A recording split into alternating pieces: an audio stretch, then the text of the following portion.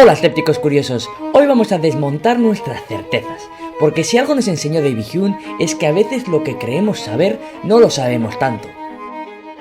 En el vídeo de hoy exploraremos las ideas de uno de los filósofos más fascinantes y polémicos del empirismo, David Hume.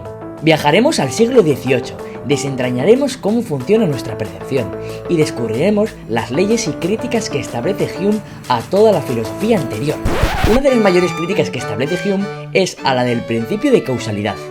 ¿Alguna vez te has preguntado cómo sabes que el sol saldrá mañana? Hume te dirá que no tienes ninguna certeza de ello, solo creencias y costumbre. Inquietante, ¿no? Pues prepárate, porque aquí empieza nuestro viaje al pensamiento de David Hume. Soy Antón, de Libros por Tiempo, y hoy vas a entender el pensamiento de David Hume. David Hume vivió en el pleno auge de la Ilustración, un movimiento intelectual del siglo XVIII que marcó el comienzo de una nueva manera de entender el mundo. La Ilustración, también conocida como el siglo de las luces, se centró en la razón, la experiencia y la búsqueda de conocimiento como herramienta para liberar la humanidad de la superstición y la ignorancia. En la base de este movimiento existía un optimismo profundo, es decir, estas personas de la Ilustración creían que, mediante el entendimiento racional, es decir, mediante la razón, podíamos progresar como sociedad, es decir, resolver problemas prácticos y alcanzar una vida mejor. En el ámbito filosófico, la Ilustración cuestionó las verdades heredadas por la tradición y la religión, defendiendo que todas las creencias debían someterse al escrutinio de la razón, es decir, debían estar guiadas por la razón. Entonces, la razón era un elemento indispensable de la Ilustración. Sin embargo, este espíritu no fue totalmente uniforme, es decir, no había una tendencia filosófica clara. En el contexto que data desde el siglo XVII al siglo XVIII, el panorama filosófico está totalmente dividido. ¿Os acordáis del anterior vídeo que hablamos de Descartes, no? Pues ese es el fundador del racionalismo. Es decir, en un extremo del pensamiento ilustrado se encontraban los racionalistas, como Descartes, Spinoza o Leibniz. Resumiendo un poco el anterior vídeo, ellos creían que el conocimiento verdadero podía obtenerse a través de la razón pura, independiente de la experiencia sensorial y de la percepción. Para los racionalistas, las ideas innatas, es decir, aquellos conceptos o ideas que están en nuestra mente al nacer, son fundamentales para entender el mundo. Un ejemplo de estas ideas innatas es el argumento cartesiano de la existencia de Dios y ciertas verdades matemáticas que son evidentes por sí mismas, sin necesidad de observar o ver nada en el mundo. Estas ideas innatas para los racionalistas, como la idea de Dios, como las ideas geométricas o como la idea de un yo, eran indispensables para poder comprender el mundo. Pero en el otro extremo están los empiristas, como John Locke, George Berkeley y, por supuesto, David Hume. Un punto importante para entender la contraposición con los racionalistas es que para los empiristas el conocimiento no viene de las ideas innatas, sino exclusivamente de la experiencia sensorial. John Locke lo explicó fenomenal, con la metáfora de tabla rasa. Nacemos como una hoja en blanco, y todo lo que sabemos se escribe a través de ella en nuestras percepciones. Es decir, esta postura rechazaba la idea de que podemos conocer algo sin haber interactuado con ello en el mundo físico. Es decir, para conocer una idea de algo, de un color o de un objeto, como el azul o como el árbol, por ejemplo, hemos tenido que ver aquellas cualidades objetos en la naturaleza. Si no, no podemos comprenderlo. Entonces, resumiendo este punto, para los racionalistas existen verdades innatas, que posibilitan nuestro conocimiento. Para los empiristas, no. No existen ideas innatas, sino lo que existe es la experiencia. Sin embargo, vamos a centrarnos en la tensión central entre los racionalistas y los empiristas, y es que esta radica en cómo entiende la relación entre mente y el conocimiento. Para los racionalistas, el mundo puede explicarse mediante los principios universales que nuestra mente ya posee, como la lógica o la matemática. Para los empiristas era algo contrario.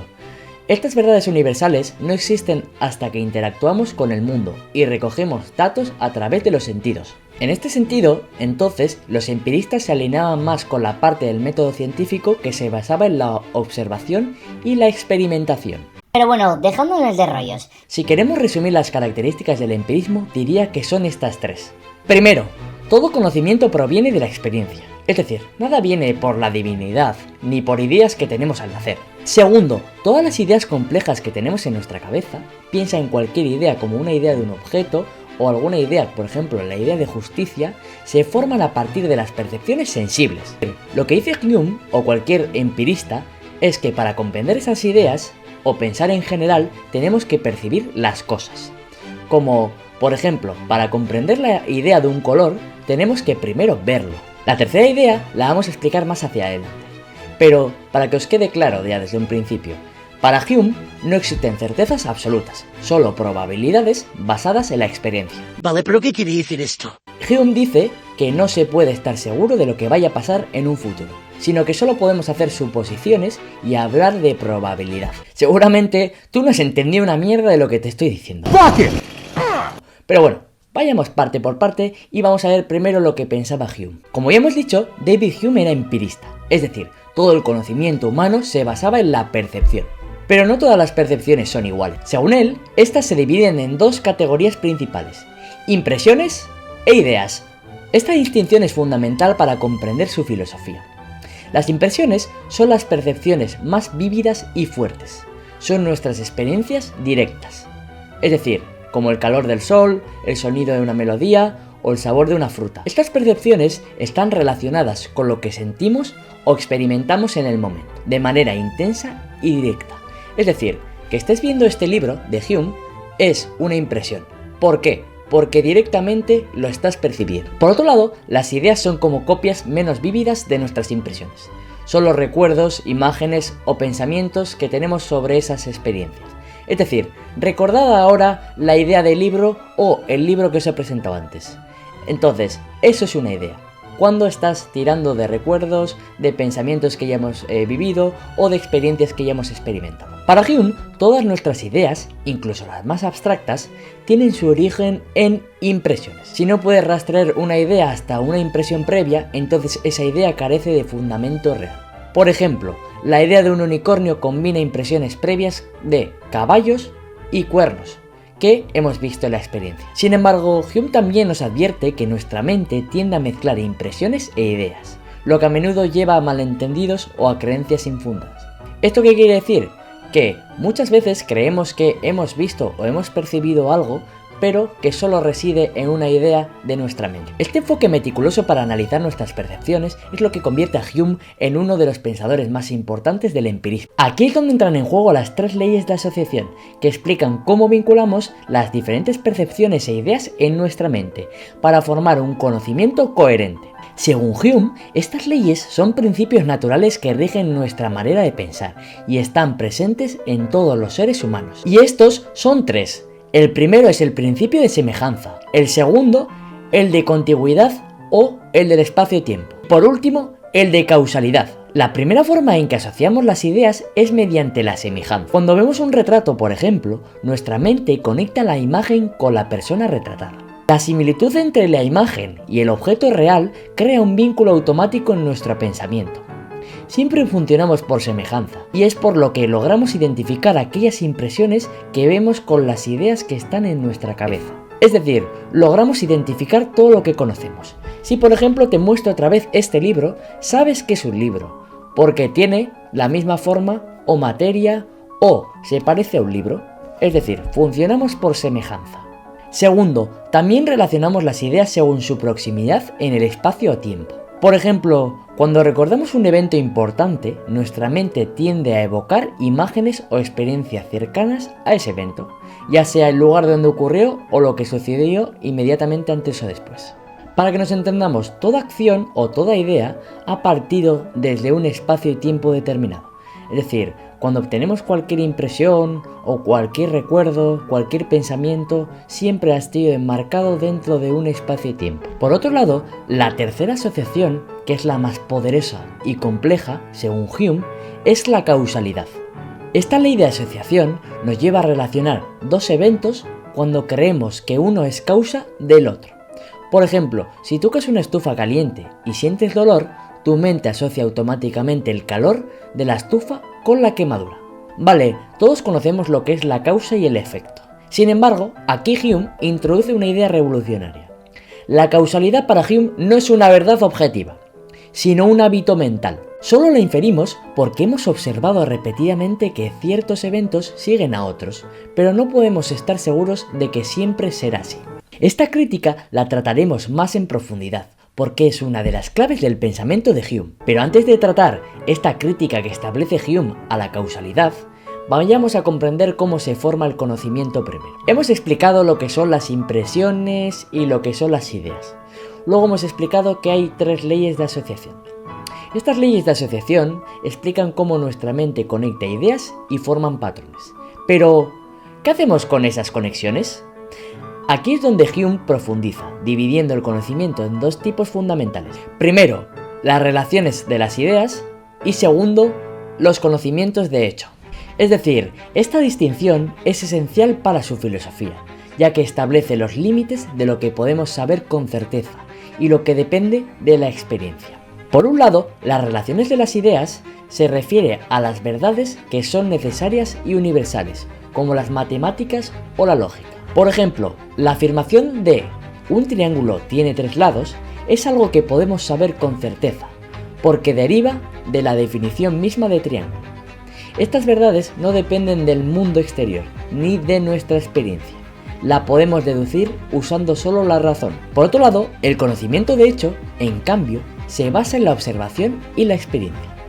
Este tipo de conocimiento incluye afirmaciones sobre el mundo, como el sol saldrá mañana o el agua hierve a 100 grados Celsius. Sin embargo, Hume señala que este conocimiento nunca es completamente seguro, ya que depende de la experiencia pasada y de nuestra creencia en la regularidad de la naturaleza. Y ahora sí que sí, estamos preparados para entender la crítica que hace Hume al principio de causalidad, porque hemos definido lo que son las relaciones de ideas, que son los conocimientos certeros, y los conocimientos de hecho, que son los conocimientos que se pueden dudar de ellos. Entonces, comencemos. En nuestra vida diaria, damos por sentado que ciertos eventos causan a otros. Encender una vela provoca que se ilumine una habitación, o dejar caer un objeto hace que caiga al suelo. Sin embargo, Hume cuestiona profundamente esta noción. Para Hume, la causa-efecto de las cosas está en nuestra creencia de que eso vaya a suceder así. Es decir, no existe una conexión necesaria entre causa y efecto en el mundo exterior. Lo que percibimos no es la relación causal en sí misma, sino simplemente la repetición constante de eventos. Es decir, vemos que cada vez que encendemos una vela se produce luz, y asumimos que vaya a suceder así continuamente y durante toda la vida. Esto es, hay una relación de causa-efecto, pero esta conexión no está en los objetos o eventos, sino en nuestra mente, que establece el vínculo como un hábito generado por la experiencia. Voy a poner otro ejemplo para que se pueda entender completamente esto, ¿vale? Cada día de nuestra vida vemos que el sol sale y cada noche que éste se oculta. Si cualquier persona te pregunta a ver si el sol va a salir mañana, de igual manera, tú responderás que sí, porque todos los días ha salido el sol. Es decir, dirás que necesariamente mañana va a salir también. Yes, definitely. Bueno, es que cualquier persona que no esté loca va a decir que mañana va a salir el sol. Pero, espera un momento. Hume nos dice que no podemos estar seguros 100% de ello, porque puede pasar cualquier cosa en un futuro. Por ejemplo, que el sol explote y nos quedemos sin él. Y es que verdaderamente cualquier persona que no esté loca va a decir que mañana va a salir el sol. Pero lo que apunta aquí Hume es que la causa-efecto de las cosas no está necesariamente en lo que sucede en el exterior, sino que nosotros suponemos por costumbre y probabilidad que las cosas vayan a suceder necesariamente. Entonces, cuando la ciencia y los seres humanos en general queremos determinar lo que va a pasar por causa-efecto, tenemos que partir de la costumbre, de lo visto anteriormente, y la creencia o fe de que todo seguirá tal como ha estado hasta ahora. A lo que apunta Hume, y ya para terminar, es que por la mente limitada que tenemos los seres humanos, damos por supuesto el futuro. Y para Hume no podemos suponer necesariamente ese futuro, sino que podemos decir que por probabilidad va a salir el sol mañana. Si no, nos moveremos en el mundo del sentimiento, la creencia o la fe.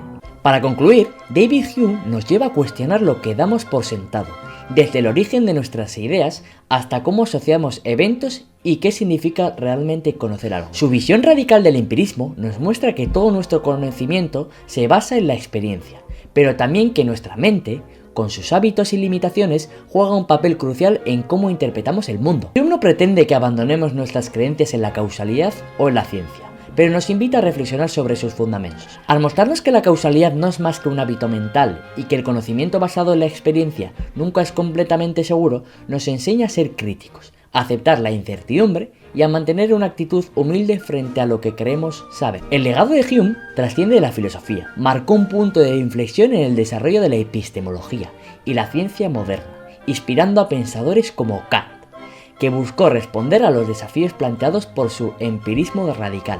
Además, su escepticismo sigue siendo una herramienta poderosa para analizar nuestras creencias, nuestras instituciones y nuestra forma de entender el mundo. En un mundo que cambia constantemente, Hume nos recuerda que la búsqueda del conocimiento no es solo acumular certezas, sino cuestionar continuamente cómo y por qué llegamos a ellas. Su filosofía nos invita no solo a comprender mejor el mundo, sino también a conocernos mejor a nosotros mismos.